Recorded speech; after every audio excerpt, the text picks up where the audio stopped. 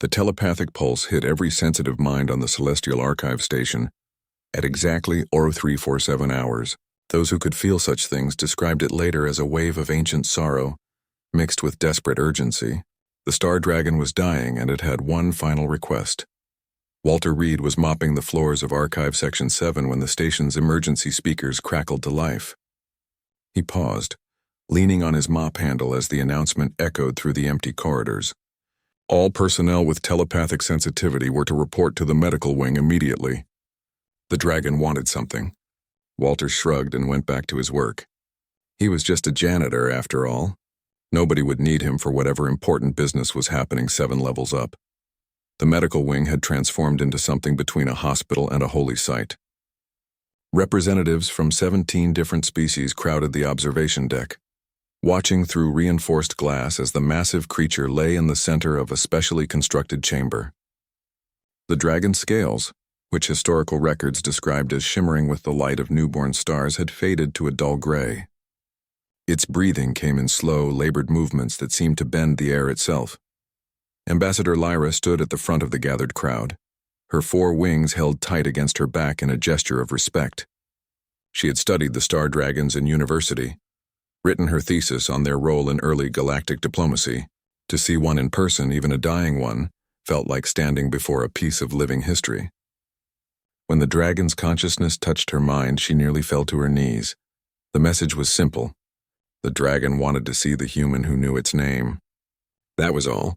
Just one request from a being that had witnessed the rise and fall of entire civilizations. Find the human who knows my name. The problem became apparent within minutes. Nobody knew the dragon's true name.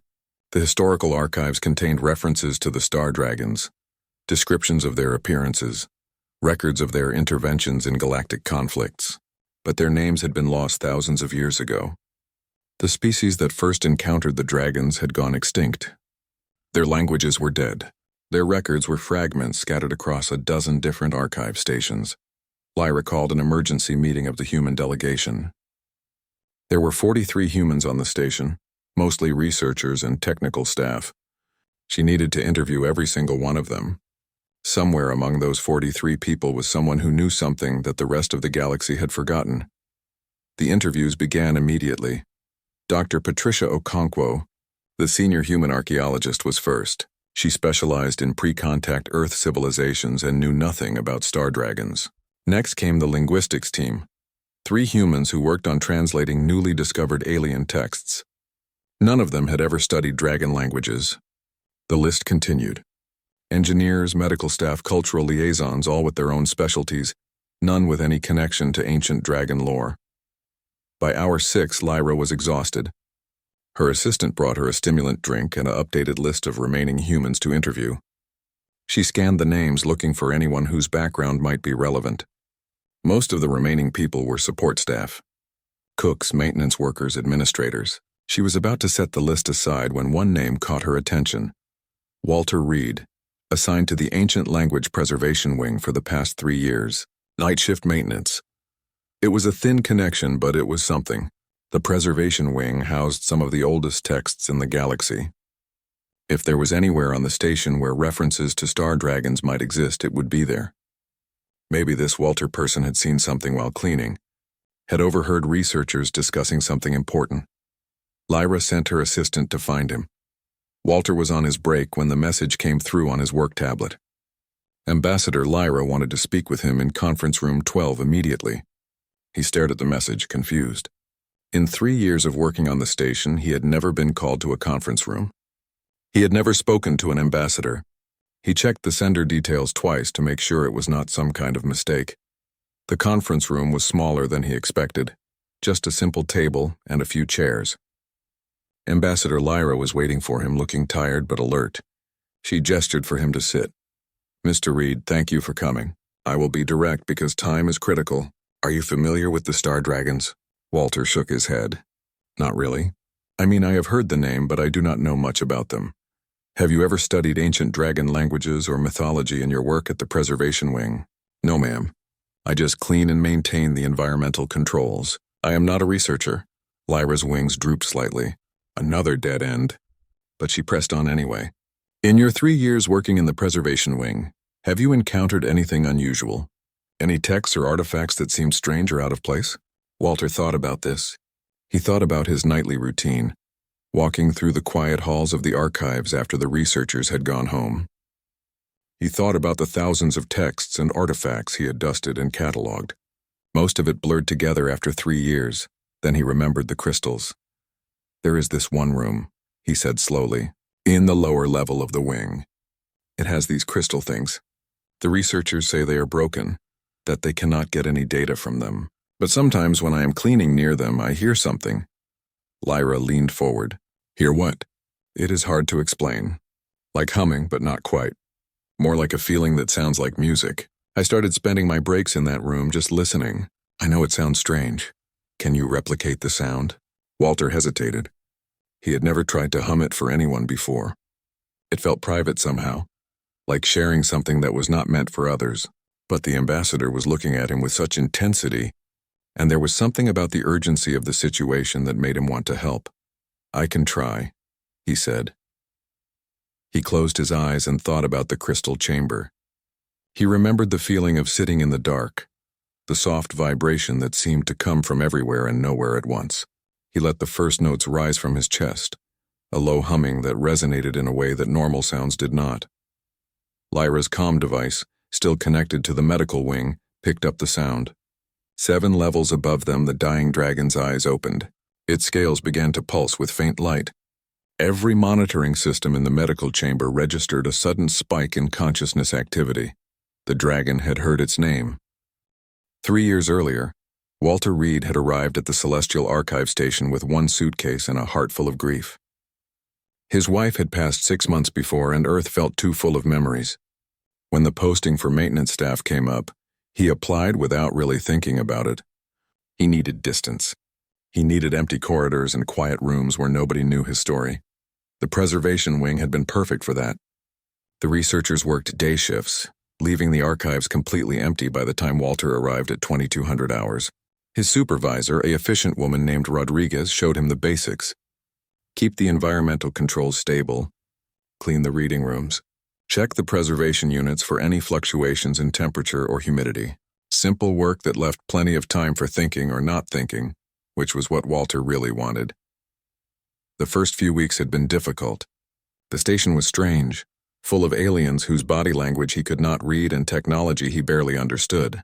He ate meals alone in his quarters and spoke to almost nobody outside of work. The loneliness was crushing, but it was also what he needed. Grief required space. It was during his 3rd week that he discovered the crystal chamber. He had been doing his usual rounds, checking each room systematically, when he opened a door marked Unclassified Artifact Storage 7B. The room was small, barely 10 feet across, with a single preservation case in the center. Inside the case were 7 crystals, each about the size of his fist, arranged in a circle. The information placard said they had been recovered from a dead world in the Outer Rim. Age unknown. Purpose unknown. Linguistic analysis inconclusive. Current status, inert. Walter had been about to leave when he felt it. Not a sound exactly, more like a vibration in his chest. He stepped closer to the case and the feeling grew stronger.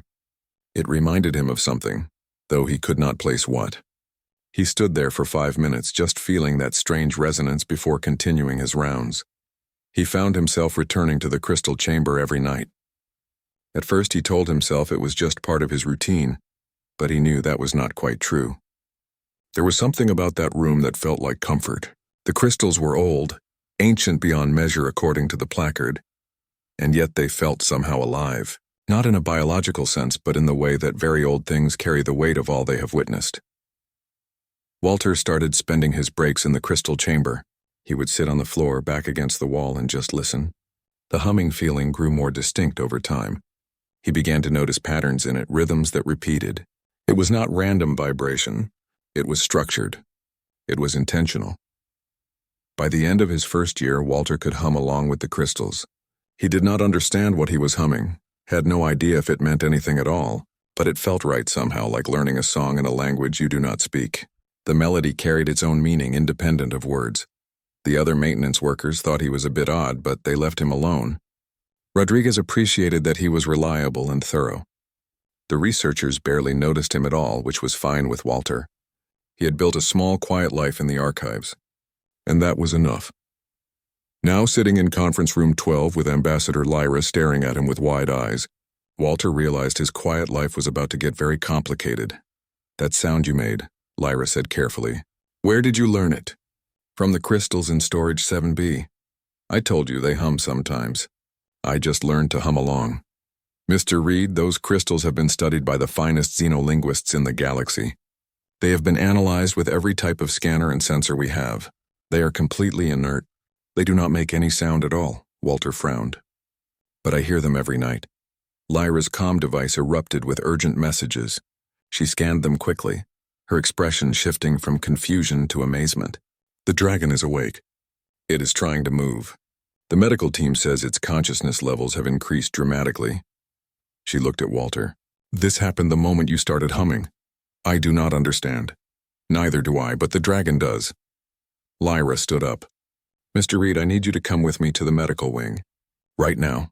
They took the express lift, rising through the station's levels in silence.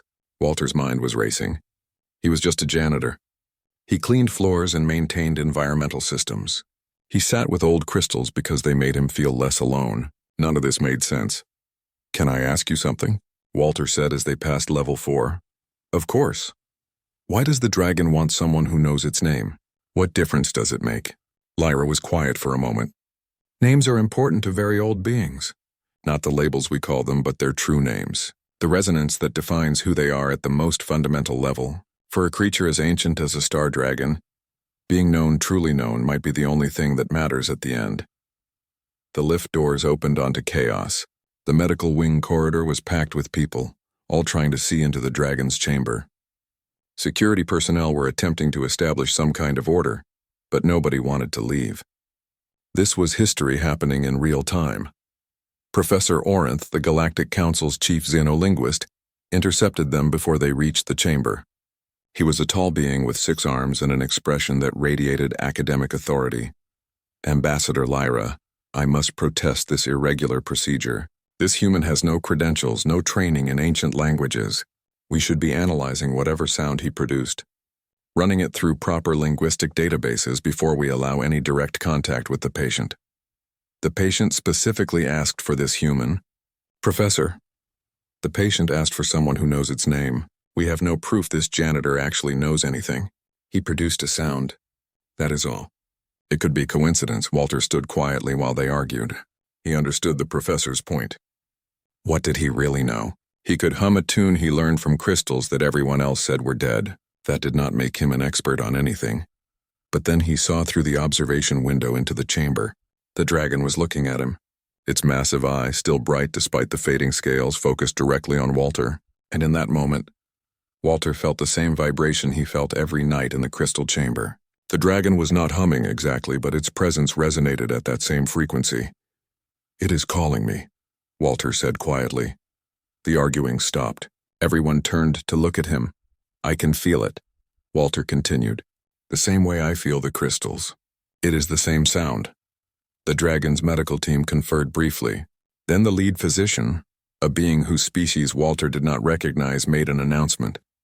"Patient autonomy is paramount in our medical ethics. If the dragon wishes to see this human, we cannot refuse." Professor Orinth looked like he wanted to argue further, but Lyra was already moving toward the chamber's airlock. "Mr. Reed, are you ready?" Walter was not ready. He was terrified, but he nodded anyway and followed her to the door. As he stepped through the airlock, the humming in his chest grew stronger. The dragon's scales began to glow with colors Walter had never seen before. He understood now what the crystals were. They were not artifacts. They were pieces of the dragon itself, shed long ago and waiting across thousands of years for someone willing to learn their song. Walter walked forward and began to hum. Inside the medical chamber, the air felt different, thicker somehow, as if the dragon's presence added weight to every breath. Walter's footsteps echoed on the smooth floor as he approached the massive creature. Up close, the dragon was even larger than it appeared through the observation window. Its body stretched nearly 50 feet from head to tail, scales the size of dinner plates covering every inch. The dragon's eye tracked his movement. Walter could feel hundreds of people watching from outside the chamber. but their attention faded into background noise. All that mattered was the resonance between him and the ancient being in front of him. Walter continued humming the crystal song. He had no idea if he was doing this right, if there was even a right way to do it. But the dragon's scales pulsed with light and rhythm with his humming, so he kept going. Then something remarkable happened. The dragon's presence expanded into Walter's mind, not forcing entry, not overwhelming him, but offering connection. Walter gasped and the humming stopped. The dragon's eye blinked once slowly, and Walter understood this was a question, an invitation. He could refuse if he wanted to. Walter closed his eyes and accepted. The connection was not like talking. There were no words, no sentences structured in linear grammar. Instead, Walter felt impressions, emotions, images that carried meaning without language. The dragon was thanking him, not for coming, but for remembering, for sitting with the crystals night after night and learning their song when everyone else had declared them worthless. Walter tried to explain that he had not known what he was doing, that he just liked the way the humming made him feel less alone. The dragon's response was a wave of warm understanding. That was exactly the point. He had approached the crystals with no agenda, no desire to extract information or prove theories. He had simply been present with them. That was what allowed him to hear what others could not. I still do not understand, Walter thought, hoping the dragon could sense his confusion. Why me? Why a janitor from Earth who barely finished high school? The dragon's response came as a series of images and feelings. Walter saw civilizations rising and falling like waves on a shore. He felt the weight of thousands of years, the loneliness of watching everything you know fade into history. He understood that the dragon had been alone for longer than most species had existed. Names, the dragon explained in impressions rather than words, were not labels. They were resonances, the fundamental frequency at which a consciousness vibrated through the universe. Such names could not be written or spoken in any conventional sense. They could only be felt and echoed by those willing to listen without trying to understand. Every species in the galaxy had tried to translate the dragon's name into their own linguistic frameworks. They wanted to capture it, to pin it down with definitions and grammar rules. But names like the dragon's existed before language was invented. They lived in the space between thoughts and the pause between heartbeats. Humans were young, so young that most galactic species still considered them barely civilized. But that youth meant they still remembered how to know things they had not learned. They could feel truths they could not prove. Most advanced species had traded that capacity for sophisticated analysis and precise measurement. They gained much in the exchange, but they also lost something vital. You are saying I can hear you because I do not know enough to know I should not be able to, Walter thought. The dragon's amusement rippled through their connection like warm water. That was close enough to the truth. Ignorance was not quite the right word, but innocence, perhaps. The willingness to sit with mystery without needing to solve it. Outside the chamber, Professor Orinth was frantically analyzing the audio recordings of Walter's humming. His instruments broke the sound down into component frequencies, mapped harmonic patterns, compared the results against every known language database. The analysis returned nothing conclusive. The sound Walter produced did not match any known linguistic pattern. It was just humming, but inside the chamber something profound was happening. The dragon was sharing its memories with Walter, not as information, not as facts to be cataloged, but as lived experience. Walter felt what it was like to witness a star being born. He sensed the texture of civilizations at their peak, the particular quality of hope that defined each age. He understood loss at a scale that made his own grief feel both small and infinite at once. The dragon had seen empires that spanned galaxies crumble to dust. It had watched species evolve from primitive tribes to spacefaring civilizations and then vanish completely from the universe. Every ending carried the same weight. Every lost voice mattered equally. Why show me this? Walter asked through their connection. The dragon's response was complex.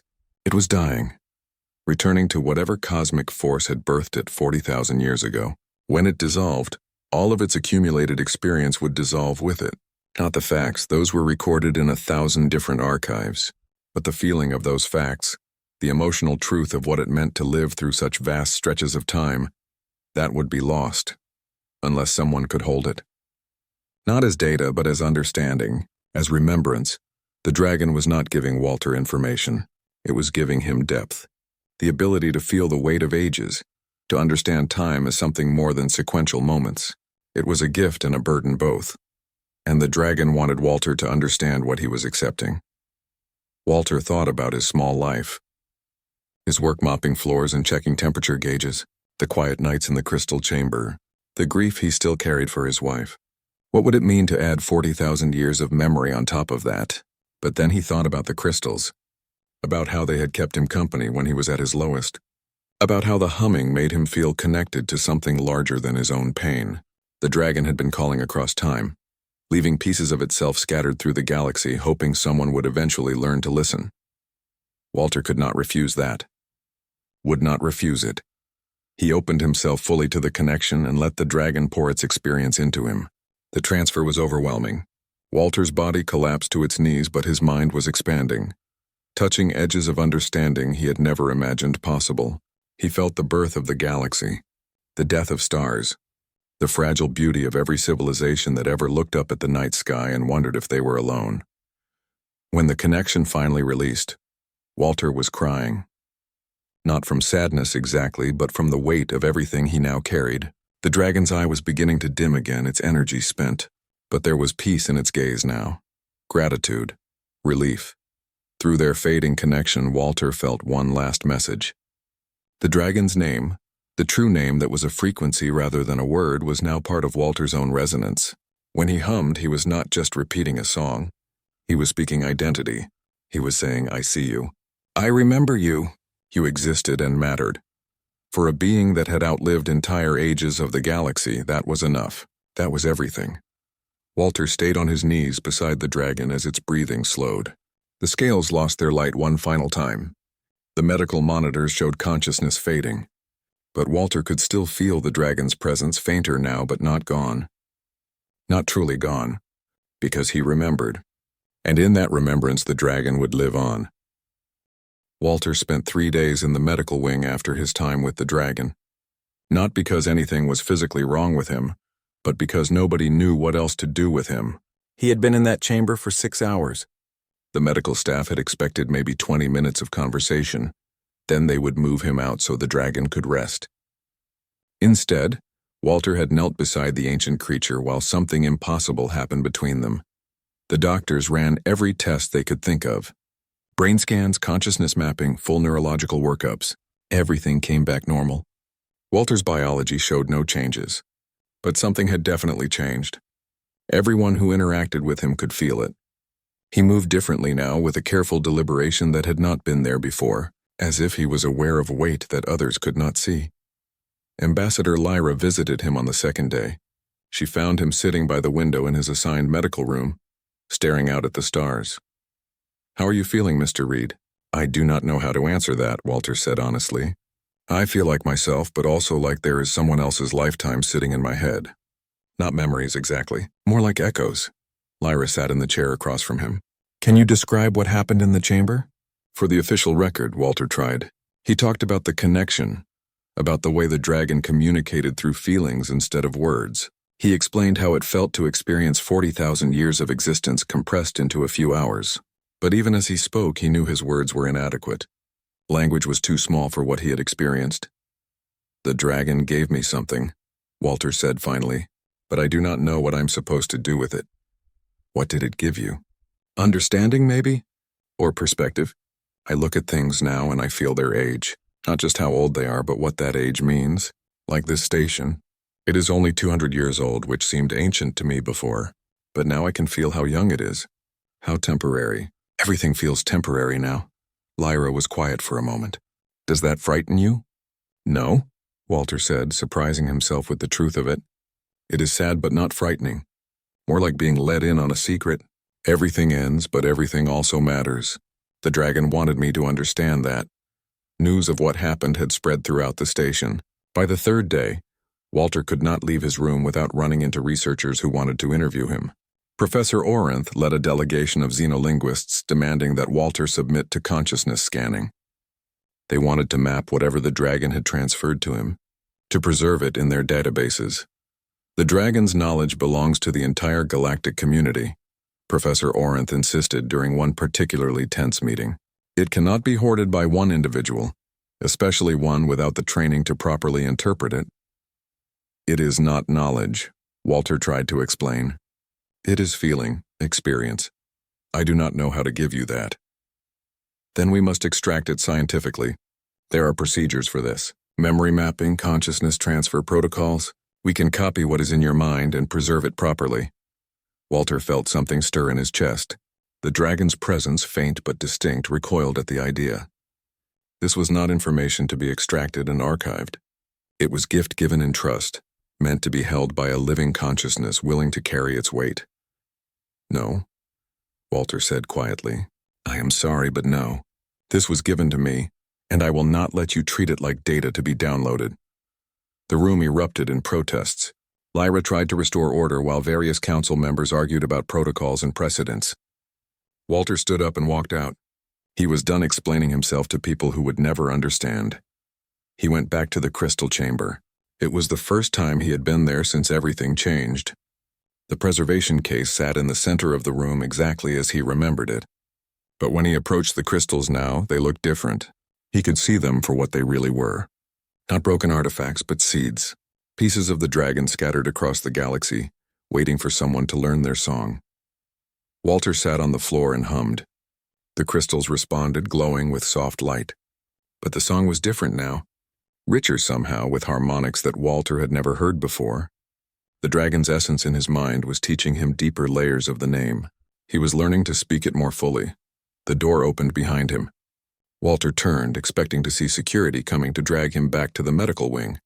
Instead, it was Ambassador Lyra alone. I told them you were not to be disturbed, she said. They are angry with me, but I think you were right to refuse. You do? I've been thinking about what you said.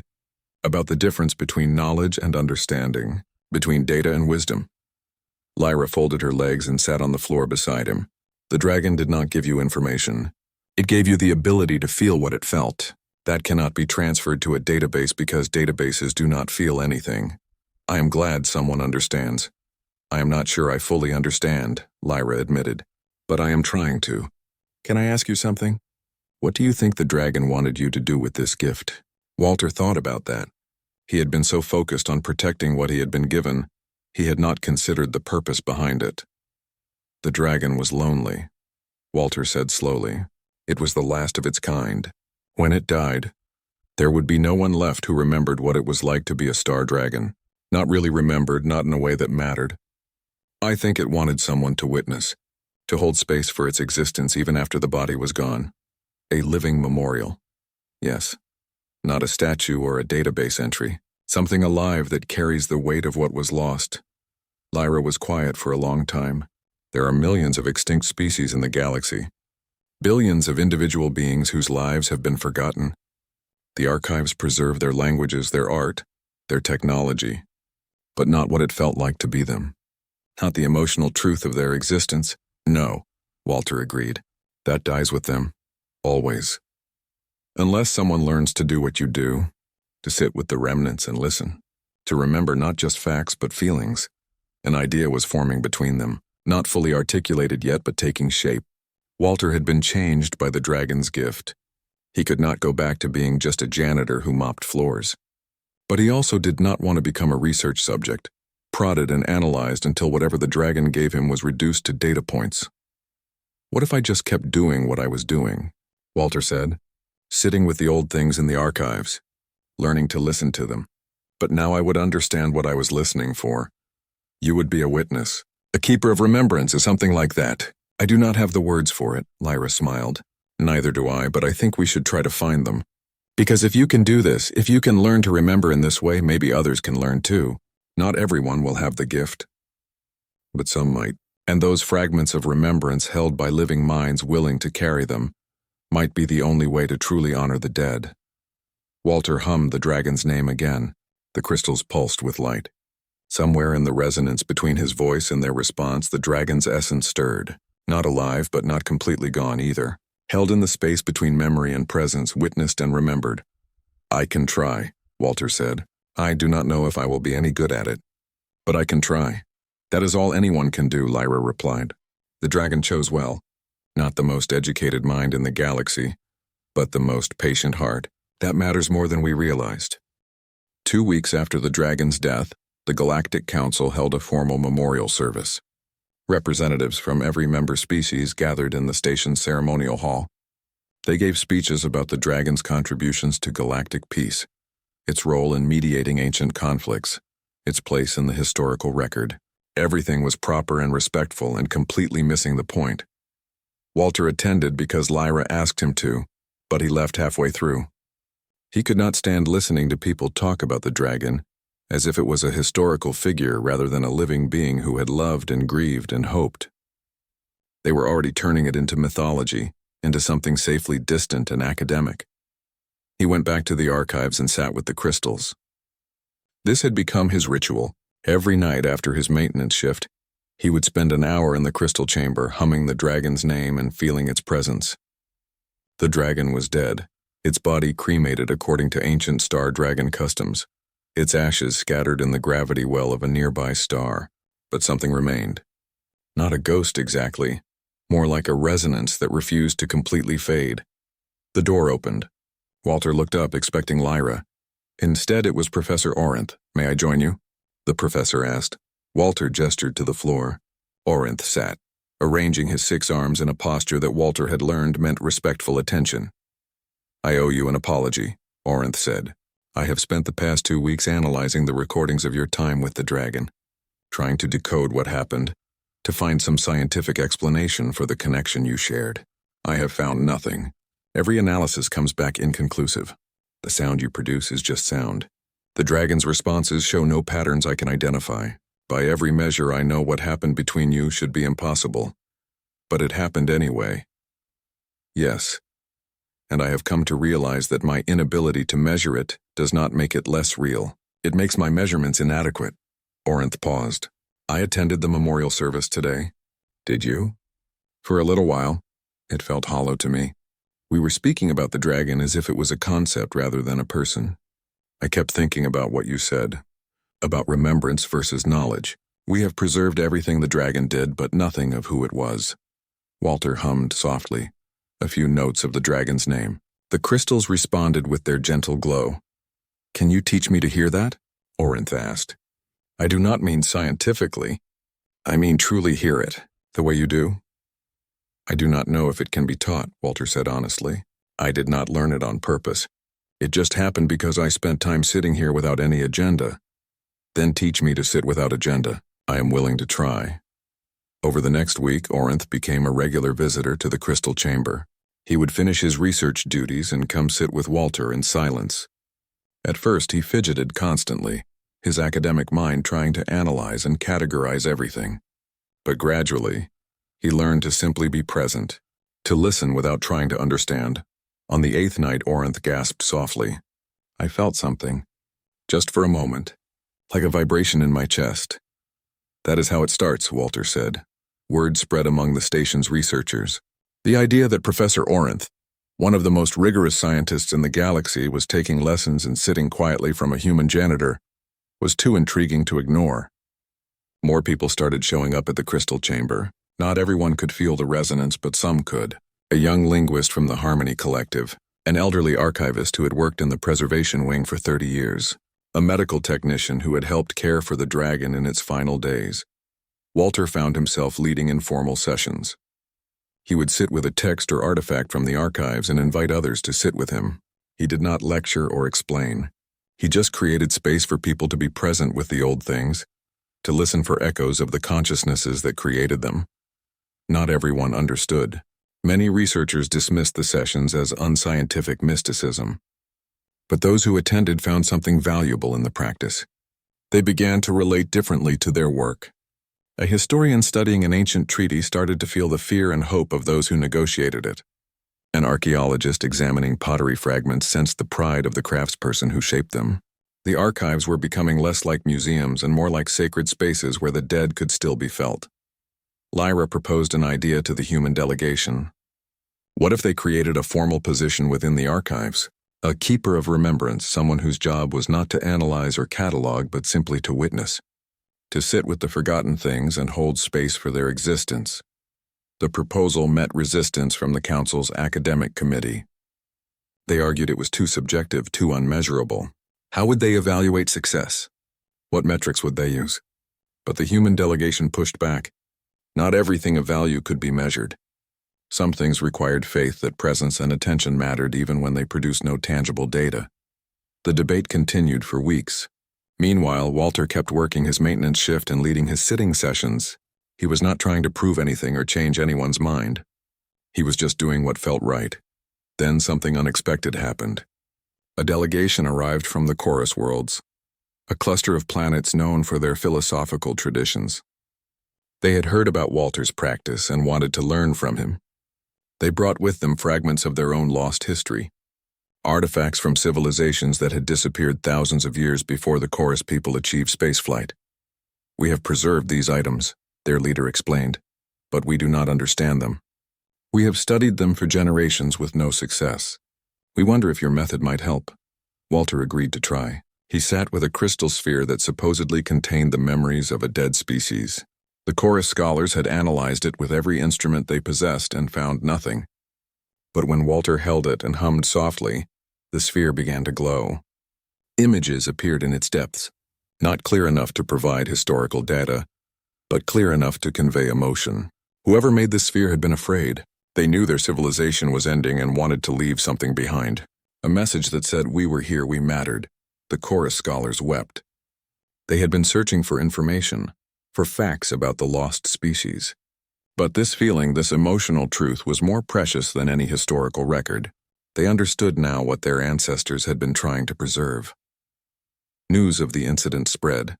More delegations started arriving, bringing artifacts and texts that had resisted traditional analysis. Walter worked with each one, teaching people to sit and listen. Not everyone could feel what he felt, but many discovered they had more capacity for this kind of knowing than they realized. Professor Orinth became one of Walter's most dedicated students. He started publishing papers about the limits of pure analytical thinking, arguing that some forms of knowledge required different approaches. His work was controversial, but it opened important conversations about the nature of understanding.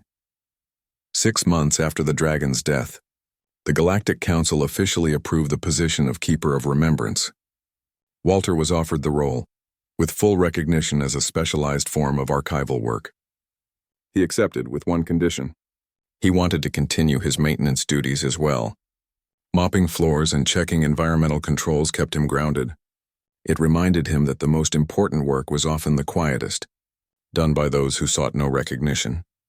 The dragon's crystals remained in their chamber, but now they were visited regularly by people learning to listen. The room had become something between a classroom and a memorial, a place where the living could connect with the dead across the vast distances of time. Walter sat there one evening, alone again after everyone else had left. He hummed the dragon's name and felt its presence respond. Fainter now, but still there, still witnessed, still remembered. "Thank you," Walter whispered, "for trusting me with this, for teaching me how to listen." The crystals pulsed once, and Walter felt a wave of warm acknowledgement. The dragon was gone, but its gift remained. And through that gift, countless other forgotten lives might find someone willing to sit with them in respectful remembrance. 1 year after the dragon's death, Walter stood in front of a room full of students. The term felt strange to him. He was not a teacher in any traditional sense. He had no lesson plans, no curriculum, no tests or grades. But 23 people from 11 different species had signed up for his program, and they were all looking at him expectantly. "I am not going to teach you anything today," Walter said, "at least not in the way you are used to learning. Instead, we are going to practice sitting. That is all. Just sitting with something old and paying attention." A few students shifted uncomfortably. They had come expecting ancient wisdom, secret techniques for accessing hidden knowledge. Sitting sounded too simple. Walter led them to the crystal chamber. It had been expanded now with room for larger groups. The original 7 crystals remained in their preservation case. But the room also housed other artifacts. A broken musical instrument from a dead world, fragments of poetry in a language no one could read, a data storage device that had long since stopped functioning. "Pick something," Walter instructed. "Sit with it. Do not try to analyze it or figure it out. Just be present with it. Notice what you feel." For the first hour, most students struggled.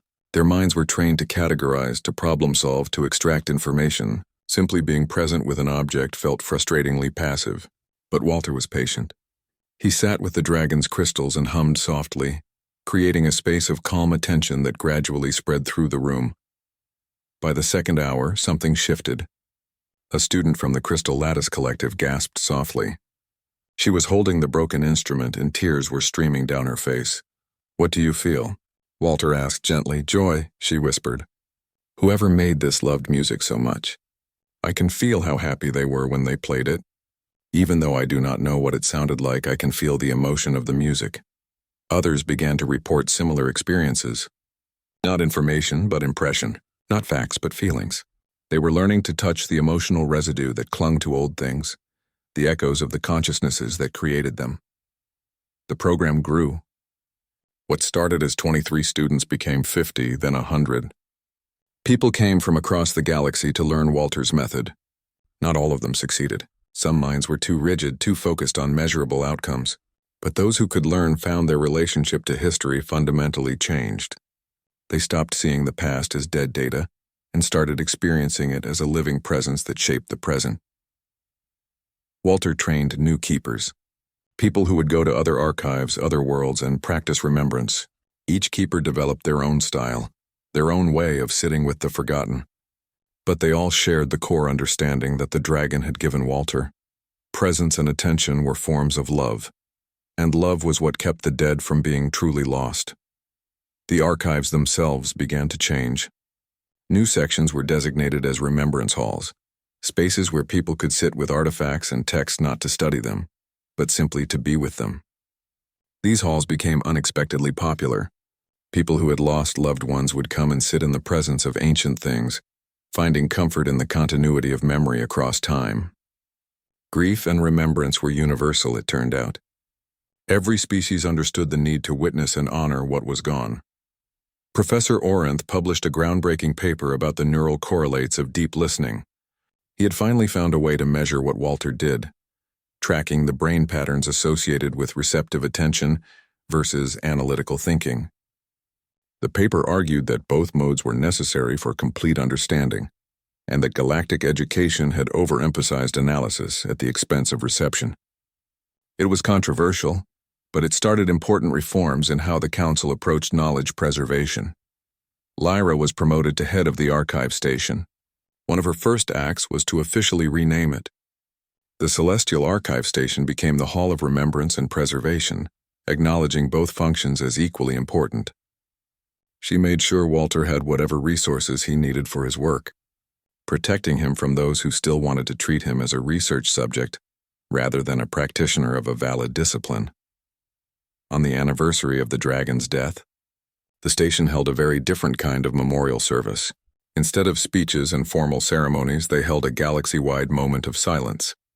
For 1 hour, people across thousands of worlds stopped what they were doing and sat in remembrance, not just for the dragon, but for all the lost lives that had shaped the present, all the extinct species, the dead civilizations, the individual beings whose stories had been forgotten.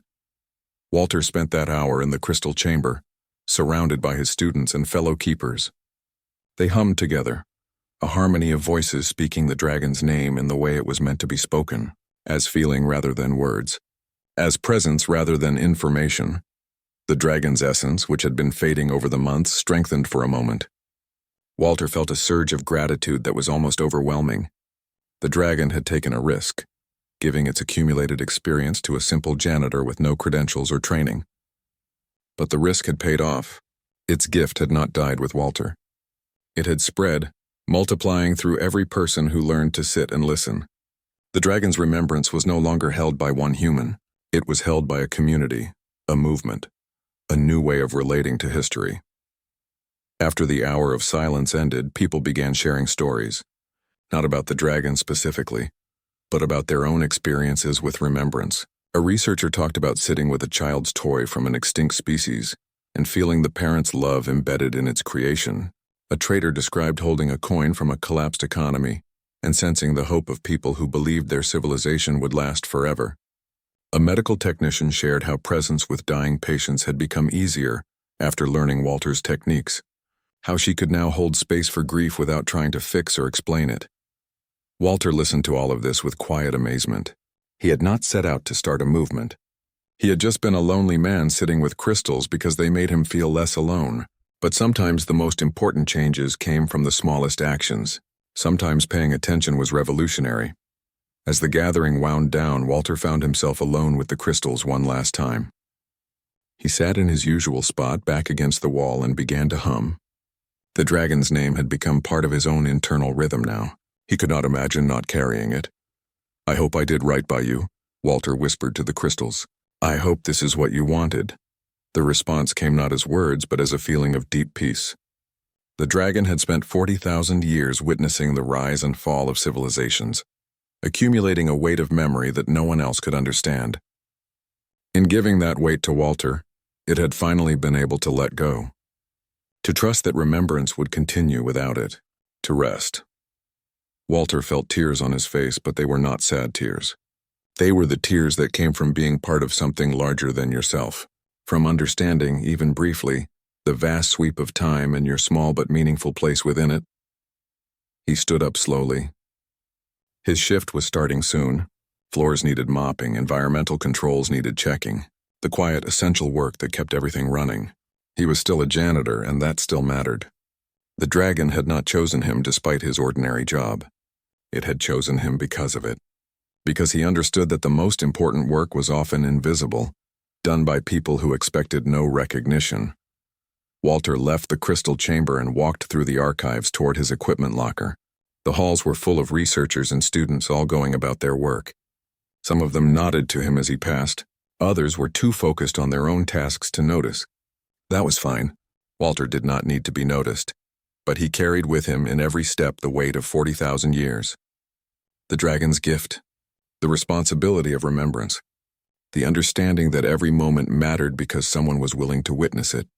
He picked up his mop and bucket and got to work. In the quiet rhythm of cleaning, in the simple attention to ordinary tasks, the dragon's name hummed through him. A song without words, a memory without end, a life witnessed and honored through the simple act of being present. The dragon was gone, but it was also still here, held in the hearts of everyone who learned to listen, and that, Walter understood, was the only immortality that really mattered. Not in databases or history books, but in the living memory of those who carried forward the truth that every existence, no matter how brief or small, deserved to be remembered with love. He hummed as he worked, and the universe hummed back.